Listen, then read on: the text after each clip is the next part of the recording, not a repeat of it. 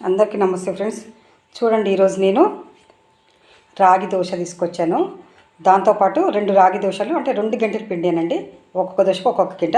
అట్లాగే బీరకాయ టమాటా curry, 2 eggs, boil eggs. బీరకాయ టమాటాలో చాలా ఆరోగ్య ప్రయోజనాలు ఉన్నాయండి. బీరకాయలో పీచు ఎక్కువగా ఉంటుంది, అంటే దాన్నే ఫైబర్ అంటారు. డాక్టర్స్ కూడా ఎక్కువగా హై ఫైబర్ ఉన్న డైట్ తీసుకుంటారు. ఈ ఫైబర్ వల్ల చాలా ఆరోగ్య ప్రయోజనాలు ఉన్నాయి.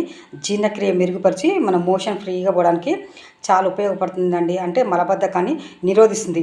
ఈ బీరకాయలో ఉన్నటువంటి యాంటీ ఆక్సిడెంట్స్ వల్ల మనము జబ్బుల బారిన పడకుండా కాపాడుతుంది.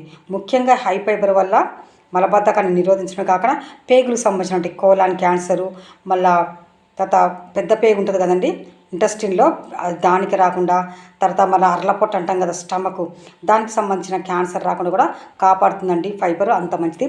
దీంట్లో ఉన్నటువంటి ఇనుము వల్ల మనకి రక్తహీనతను తగ్గించి బాగా రక్తాన్ని పెంచి మనల్ని చాలా ఆరోగ్యంగా వస్తుంది. దీంట్లో ఉన్నటువంటి ఇనుముతో పాటు పొటాషియం కూరగాయలలో అధికంగా ఉంటుంది కాబట్టి మన గుండెని మెదడుని చాలా ఆరోగ్యంగా ఉంటుందండి. దీంట్లో ఉన్నటువంటి మెగ్నీషియం వల్ల కూడా మన లివరు చాలా ఆరోగ్యంగా ఉంటుంది. కాపర్, ఇంకా ఇతర విటమిన్లు, పోషకాలు ఉండటం వల్ల మనం చాలా ఆరోగ్యంగా ఉంటాం. బీరకాయలో వాటర్ కంటెంట్ ఎక్కువగా ఉంటుంది కాబట్టి మనకి డీహైడ్రేషన్ తగ్గించి హైడ్రేషన్ పెంచి మనల్ని చాలా ఆరోగ్యంగా ఉంచుతుంది.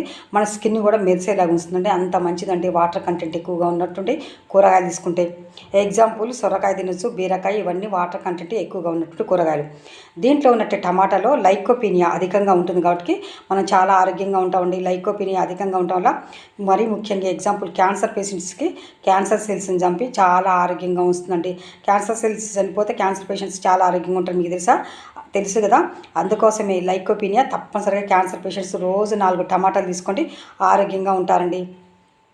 అట్లాగే దీనిలో ఉన్నటువంటి విటమిన్ సి అధికంగా ఉంటుంది కాబట్టి వ్యాధి నిరోధక శక్తి పెరిగి మనం చాలా ఆరోగ్యంగా ఉంటాం ఫ్రెండ్స్.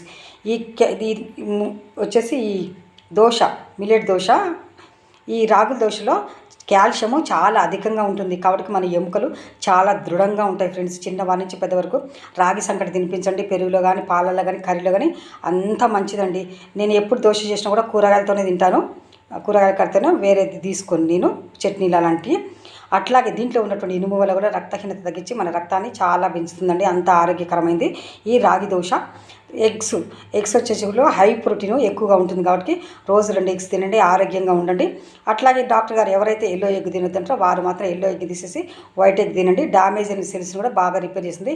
ఎవరైతే క్యాన్సర్ ట్రీట్మెంట్ తీసుకుంటున్నారో టాబ్లెట్స్ కానీ, ఇంజెక్షన్స్ కానీ, వాళ్ళు తప్పనిసరిగా రోజు 2-3 ఎగ్స్ తినండి, ఆరోగ్యంగా ఉండండి. ఎల్లో ఎగ్ తీసేయండి. Thank you. Please like, share, subscribe my channel.